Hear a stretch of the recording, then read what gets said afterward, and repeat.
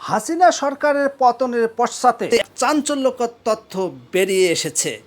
চৈনিক চাইলেই অর্থাৎ চীন চাইলেই হাসিনার পতন। বাংলাদেশে অভ্যুত্থানের নেপথ্যে আইএসআই। আফগানিস্তান ও পাকিস্তানে ইসলামী ছাত্র সংগঠনের সদস্যদের প্রশিক্ষণ দেওয়া হয় বলে দাবি গোয়েন্দাদের। কোটা বাতিলের দাবিতে যে আন্দোলন শুরু হয়েছিল, হঠাৎ তা মোড় ঘুরে পতন ঘটালো বাংলাদেশ সরকারের। শেখ হাসিনাকে বাধ্য করা হলো দেশ ছাড়তে। তবে এই ঘটনাকে নিছক ছাত্র আন্দোলন হিসেবে মানতে নারাজ কূটনৈতিক মহল। গোয়েন্দা সূত্র জানা গেছে, পদ্মা পাড়ের দেশে যে নিখুঁত ষড়যন্ত্রের জাল রচিত হয়েছিল তার পিছনে মূল মাথা চীন ও পাকিস্তানের আইএসআই।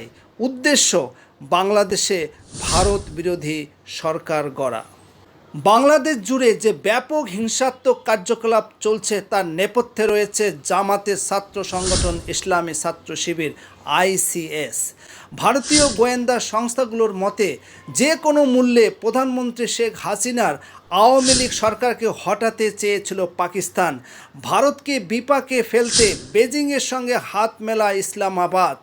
চলতি বছরের শুরুতেই ব্যাপক আর্থিক সাহায্য পেয়েছিল আইএসআই সমর্থিত জামাত ইসলামী।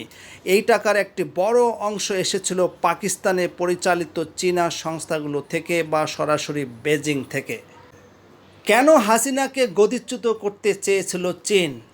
চীনের সঙ্গে বরাবরই সুসম্পর্ক বজায় রেখেছিলেন শেখ হাসিনা। চীনে বিনিয়োগেই তৈরি হয় পদ্মা সেতু। বাংলাদেশে পরিকাঠামো নির্মাণে একাধিক প্রকল্পে কাজ করছে চীনা সংস্থাগুলি। কিন্তু কূটনীতির নিয়ম মেনে প্রতিবেশী তথা বন্ধু ভারতকেই বরাবর অগ্রাধিকার দিয়েছেন মুজিব কন্যা। বেজিংয়ে চাপ থাকলেও ভারত বিরোধী শক্তিগুলোকে প্রশ্রয় দেননি তিনি। তাই ড্রাগনে রসে পড়ে আওয়ামী লীগ সরকার। বেজিং চাইছে ঢাকায় ভারত বিরোধী পুতুল সরকার বসিয়ে নিজেদের উদ্দেশ্য সাধন করা। সেই লক্ষ্যে জামাতকে হাতিয়ার করে মাঠে নামে দুই দেশ। বাংলাদেশ সংলগ্ন ভারতে জেহাদি প্রচার সহ ভারত বিরোধী কার্যকলাপের জেরে ভারতীয় গোয়েন্দা সংস্থাগুলির নজরদারিতে ছিল ইসলামী ছাত্র সংগঠন। তখনই প্রকাশ্যে আসে যে প্রতিবেশী দেশে বড়সড় ষড়যন্ত্রের জাল রচিত হচ্ছে। গোয়েন্দা রিপোর্টে দাবি করা হচ্ছে বাংলাদেশের ইসলামী ছাত্র সংগঠন আইএসআই সমর্থিত হরকাতুল জিহাদ আল ইসলামী হুজি ও পাকিস্তানে আরও এক সন্ত্রাসবাদী গোষ্ঠীর সঙ্গে যুক্ত হয়ে বাংলাদেশে ভারত বিদ্বেষ ও অশান্তি ছড়ানোর কাজ চালিয়ে গিয়েছে। এই কাজে ছিল চীনের প্রত্যক্ষ মদত।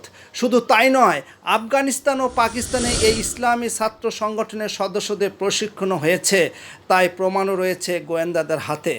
জামাত ও ইসলামী ছাত্র সংগঠনের মূল উদ্দেশ্য ছিল বাংলাদেশে তালিবানের মতো কোনো সরকার গঠন করা। বাংলাদেশে কট্টরপন্থী সংগঠনকে এই কাজে পূর্ণ মদত দেয় পাকিস্তান। আন্দোলনের শুরু থেকেই ইসলামী ছাত্র সংগঠন গণতন্ত্র ও মানবাধিকার রক্ষার দোহাই দিয়ে আন্তর্জাতিক স্বেচ্ছাসেবী সংগঠনগুলির সহানুভূতি কুড়িয়ে নেয়। এরপর ধাপে ধাপে চলতে থাকে বাকি কাজ।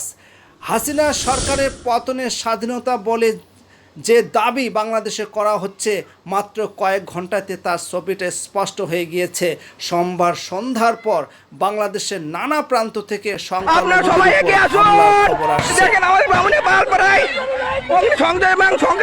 আক্রমণ করতেছে।